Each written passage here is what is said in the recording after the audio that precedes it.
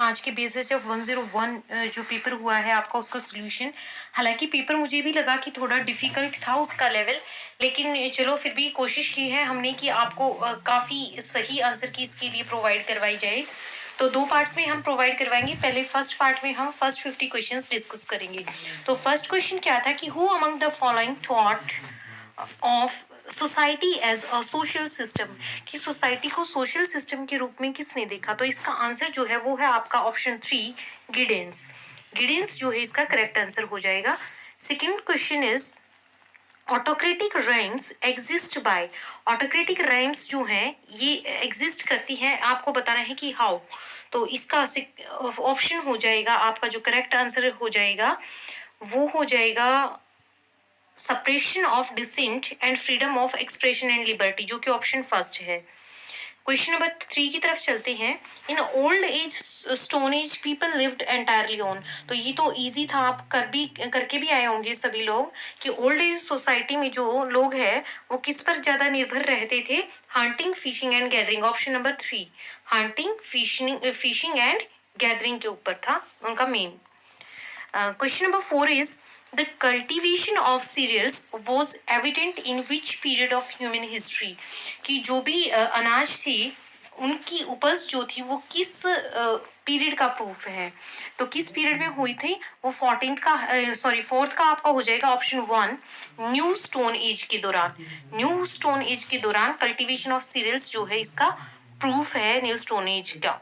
Question number 5 is during iron age. तो iron age के दौरान जो आयरन का यूज होता था वो होता था एक्सिस कुल्हाड़ी बनाने के लिए, ताकि फॉरेस्ट को क्लियर किया जा सके, साफ किया जा सके। Second option.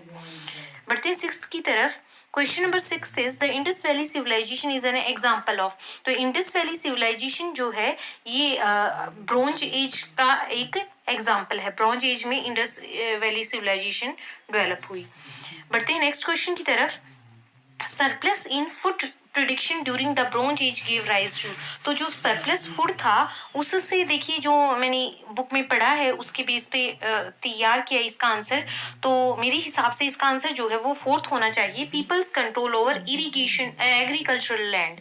तो क्योंकि उन्होंने सीख लिया था कि how to protect land from swamps, तो मेरे हिसाब से इसका आंसर यही 4th होना चाहिए। Question number 8 is contemporary anthropology has demonstrated that tribal not living in modern society is often, कि जो भी ट्राइब्स हैं, जो भी मॉडर्न सोसाइटी में नहीं है, वो मतलब किस चीज का वो डेमोन्स्ट्रेशन है, कॉन्टेम्प्रेरी एंथ्रोपोलॉजी। तो इसका आंसर जो होना चाहिए 8 का, मेरे हिसाब से वो सेकंड, और मेरे हिसाब से क्या ये करेक्ट आंसर ही है इसका। Is often an acute observer of nature, क्योंकि वो बहुत ही, जो ट्राइब्स जो है वो नेचर को बहुत ही अच्छे से वो ऑब्जर्व करती हैं। क्वेश्चन नंबर 9 की तरफ चलते हैं। Which one of the following is not a unique ability of human beings, कि इनमें से ह्यूमन बींग्स की यूनिक एबिलिटी क्या नहीं है, ये आपको पहचानना था। तो वो हो जाएगा इसका फर्स्ट, क्योंकि हंटिंग जो है ये तो और भी जो है लिविंग थिंग्स सबकी हो सकती है, लेकिन use of symbols, emotions and thinking ये ह्यूमन की यूनिक एबिलिटी है। बाकी हंटिंग जो है ये नहीं है unique ability. Question number 10 is cause and effect relationship marks the beginning of.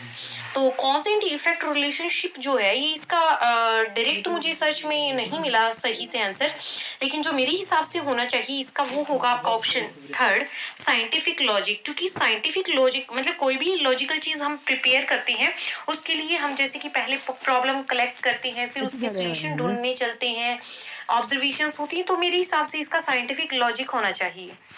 बढ़ते हैं नेक्स्ट क्वेश्चन की तरफ। Question number 11 is the Indian tradition does not see any opposition between.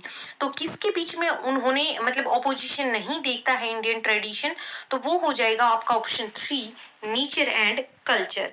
क्योंकि ये वेस्टर्न थॉट था, वेस्टर्न ट्रेडिशन इस चीज को फॉलो करता था, they see opposition between nature and culture. लेकिन जो इंडियन ट्रेडिशन है वो उसके बिल्कुल